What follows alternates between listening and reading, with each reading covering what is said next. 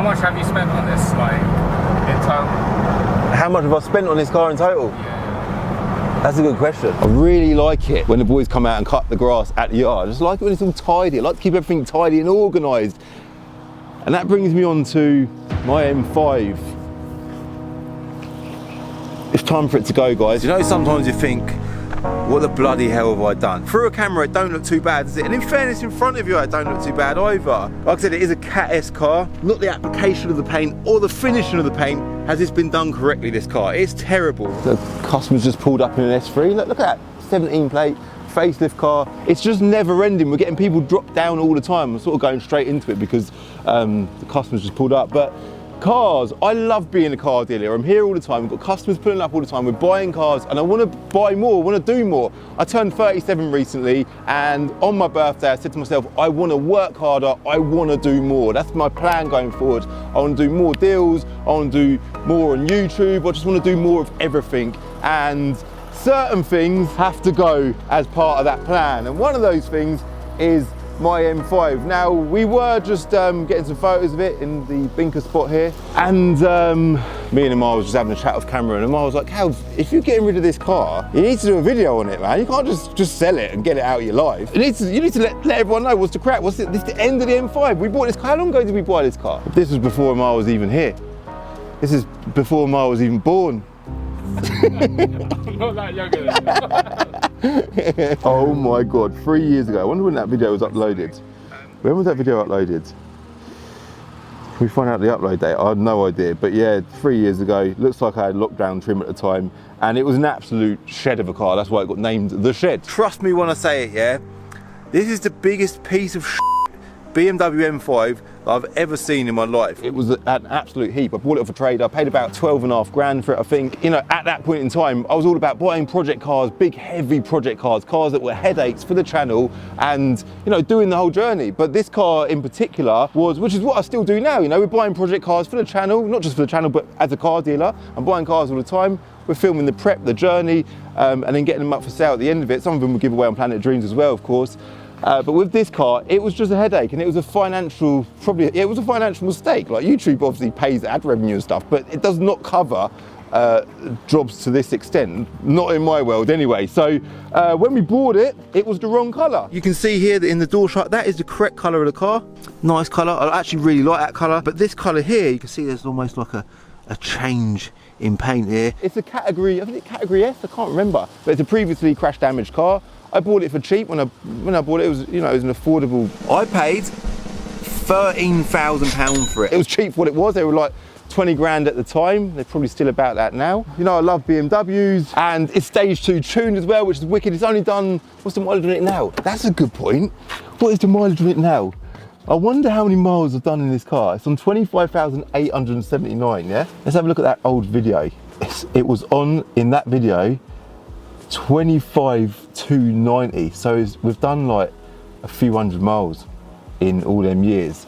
Because most of the time that I've had this car, it's been in a garage, being repaired, being painted. So we got it to Darkside Body Shop. We've had the whole car repainted because it was the wrong colour. I wanted it the correct colour, and I like things being right. Going back to me wanting my grass cut, yeah, some people it's just a bit of grass, it's all right. I like things being just organised, man. And when I've got a car that's potentially going to be my daily driver, I want it to be right. It's got to look right. It's got to be the right colour. So we've got it painted the correct colour. It went to Darkside Body Shop. We got it done properly. Yeah, they do a good job. The car is now the correct colour. We had the wheels refurbed at RRT. Again, when I got the wheels done, I thought, I want proper tyres. So we put a brand new set of Michelins on. The motive for me was obviously filming content, and then the end result was going to be, I was probably going to daily drive it. It's got a sunroof. If I'm daily driving anything, it has to have a sunroof. I cannot daily drive a car unless it's got a sunroof. If it ain't got a sunroof, it's going up for sale. With this, it's got a sunroof. We bought the plate for it, the shed plate. Like the shed plate, I'm actually quite proud of that plate. I think that's, you know, it needs to stay with the car. All this stuff happened, and then we took it to the car show last year, and it broke down on the way there, and I just felt like, it's a bit annoying. And then we took it to the car show this year, and I arrived. This was my arrival car at my show this year, and it got us there. And it's been brilliant ever since. And I've used it a little bit, but not much at all. And generally, with any one of my cars, they need to kind of fit in within 4 criterias. They've either got to be up for sale, getting given away on Planet Dreams, daily driven, or we're filming content on them. If a car doesn't fall into any one of them categories, then it's got to go out of my life. And this car, as much as it'd be nice, people say all the time, Cal, it'd be wicked if you had like a CCD museum. I'd love to do that. I'd love to keep this car, keep the Golf R, keep the G-Wiz and, you know, the M6 and the RS6, the Arsehole one. All these cars, I'd love to have kept all of them and have them all in the museum. So when people come to see us at Binker, they can come and visit all the cars.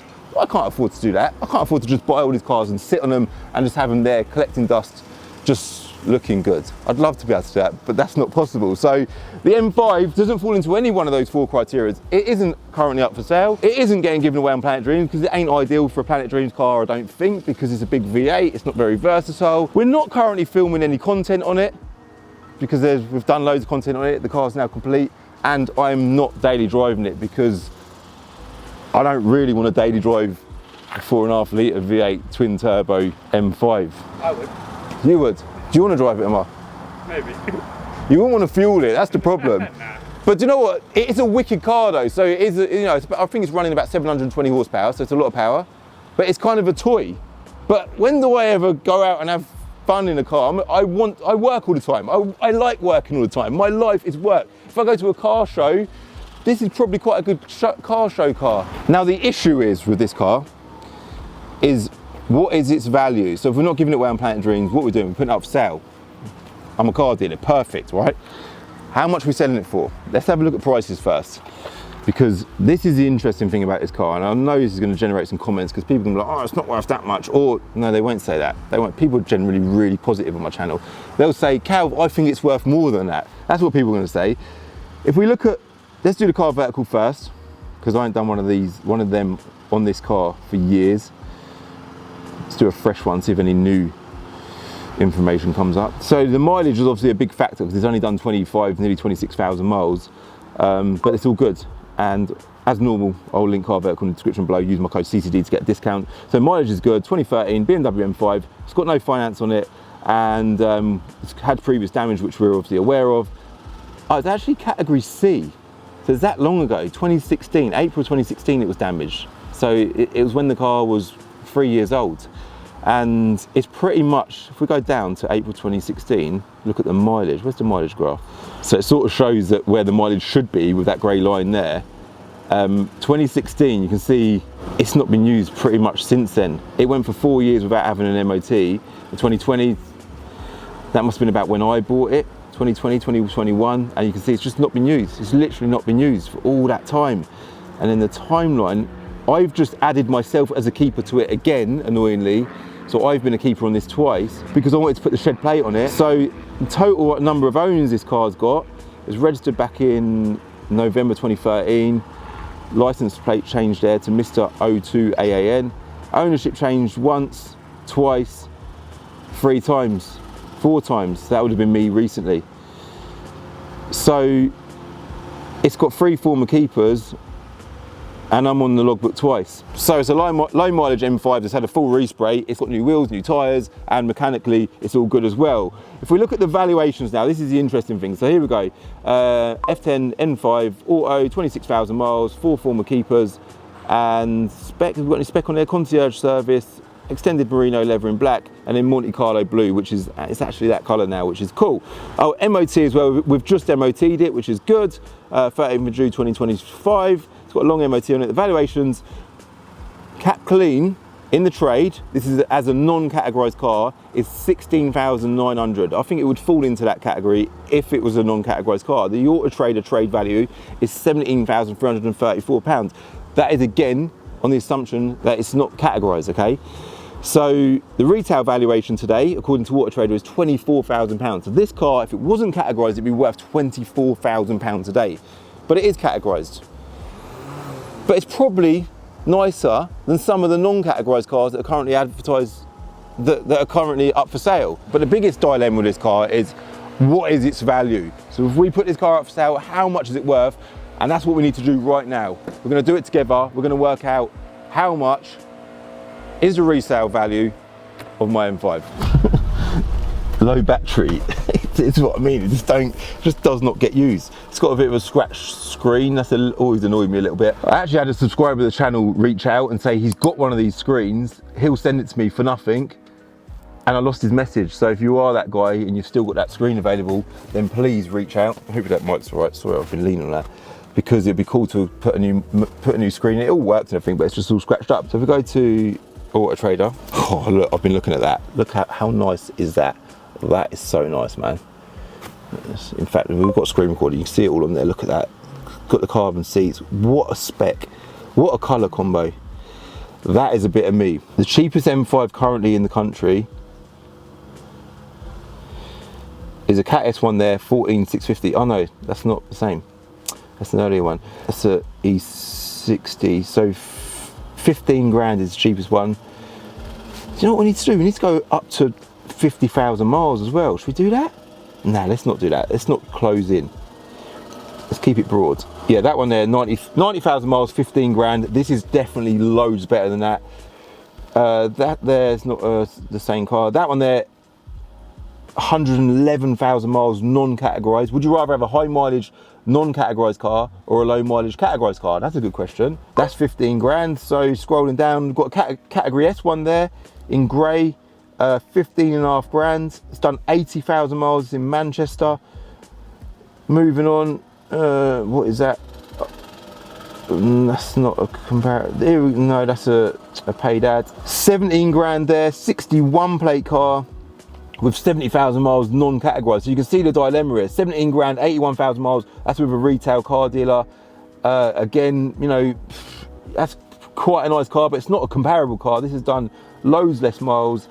But this is categorized. Hey, they're just, where does this car fit with amongst all of this? £17,700. That car looks quite similar. Looks like a private seller in Willesden in London. 40,000 miles, 61 plate. That's a low mileage example with a private seller. So does this fit around that, or is it less than that? Oh, that's, they've got the pre-facelift steering wheel. I think that matters, man. 61 plates. That's an older car. That's a good point. This is a later car. Even 18 grand, has any one of these cars at 18 grand, has it been resprayed? I doubt it. I know that's like, it's a negative probably in some people's eyes. The gardener's coming to do the weeds now, he's on it. Let's just go for a drive, and we've got to do a last drive in it regardless. So let's just do that and continue the conversation about the valuation. We've got a sunroof as well, you know. Get the sunroof on it as well. It's nice, isn't it? I might actually get sunroof open. Listen to that. Savage, mate. Savage. But strangely, yeah, I don't know, people say, Cal, you're getting old.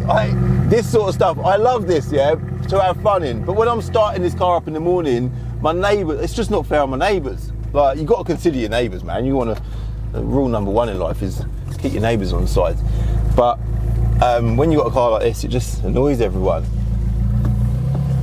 But it does sound good. Even on the inside, I remember the handbrake handle was, there's quite a common problem with these, not just M5s, but 5 Series, X5 and stuff. The buttons, it cracks. We put a new one of them in it. There's all these little things. It's got carbon fibre on the steering wheel. The screen, that does annoy me a little bit. That does need sorting, but I suppose because the car's been parked up, I've not really thought about it. There's just a few little things that could do with getting sorted. It is a categorised car. It ain't perfect, but it's the best it's probably ever been since the day it left the factory. I love a sunroof. I literally love a sunroof. But this is not a hashtag Cal spec car, because although it does have a sunroof, it does have heated seats, it does not have a reverse camera. So for me, like, the Cal spec dream is is sunroof, heated seats, and a reverse camera. Now, I've said it a lot of times with this car, when you're just chilling and just driving it, you know, it just drives like a 530D or something. You can just chill. It doesn't make loads of noise. It keeps it in low revs, and you could daily drive this car. It ain't horrendous on fuel, but it is bad on fuel, okay? But you expect that with a V8. But you've always got that ability, which we're probably we're gonna put our foot down? We're gonna have to, aren't we? You've always got that option to put your foot down if you want to.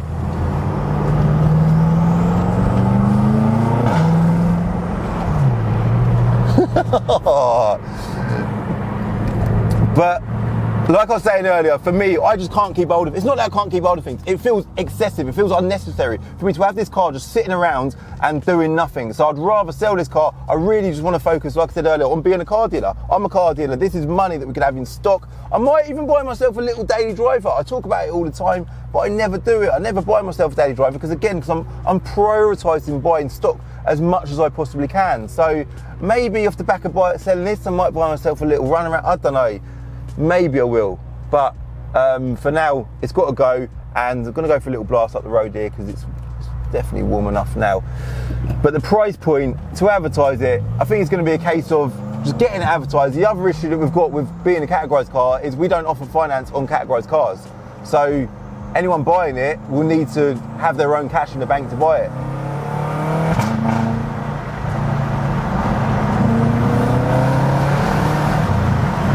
This engine with the stage 2 setup is what I had on my M6, is seriously quick. Whoa!